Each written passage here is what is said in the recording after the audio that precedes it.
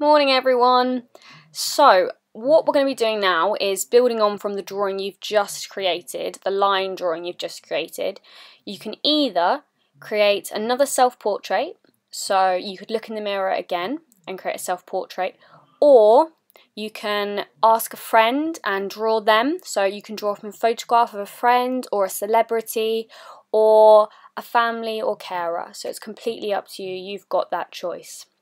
So again, you can see in the video, we're upcycling. So we're still doing some work inspired by the artist Mark Powell. I'm starting off by lightly sketching out the portrait using a pencil. So I'm just starting off using a pencil, nice and lightly. Again, I'm using the scaffolding method. This drawing to begin with is quite loose, and it's just really working out the proportions, just getting that scale. Once you're happy with the pencil drawing, what I'd then like to do is move on and use a black biro. If you don't have a black biro, you can use a different pen, but ideally I'd like you to use a black biro. You're going to start with the eyes, and again you're going to work your way out. This is the opportunity now. If the pencil drawing underneath isn't 100% perfect, this is your opportunity to redraw over the top using your biro, really refining and making sure that the proportions are quite accurate.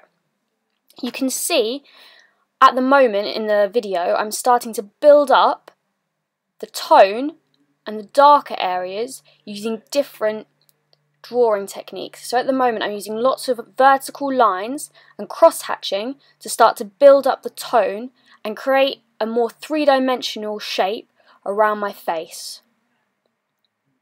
I'm layering my marks to really create those darker tones around the eyes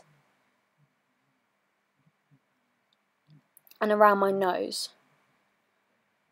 If you make a mistake, all you need to do is just draw over the top.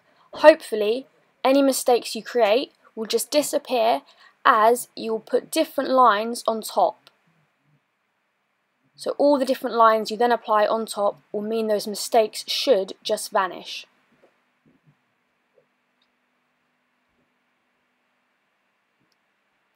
You can see I started with the eyes, I worked my way down to the nose, and now I'm working on the mouth. I jump around quite a lot as I'm very carefully working out the proportions. What I did just then was use my rubber and I rubbed out all of the pencil marks. So now I'm just working with pen because I've really refined my drawing and I didn't want any more of those pencil marks confusing me. So once you're really happy with the proportions, you can then rub out your pencil marks.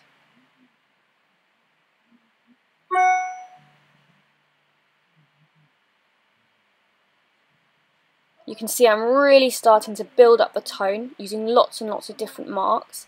If you're a little bit unsure about what marks to use, have a little look at the artwork by Mark Powell.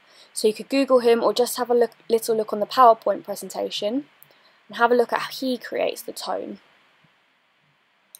As you can see as well, on my piece of cardboard there's some ripped paper and a sticker. I actually think these really add to the piece and make it look quite interesting.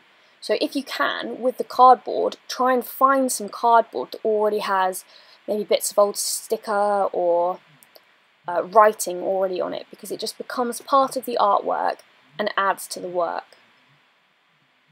So when I was creating this portrait, this was from direct observation, so I was looking into the mirror.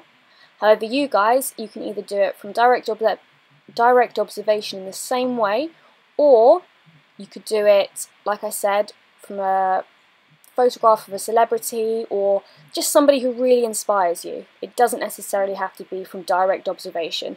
Just if you really want to challenge yourself, you can do that.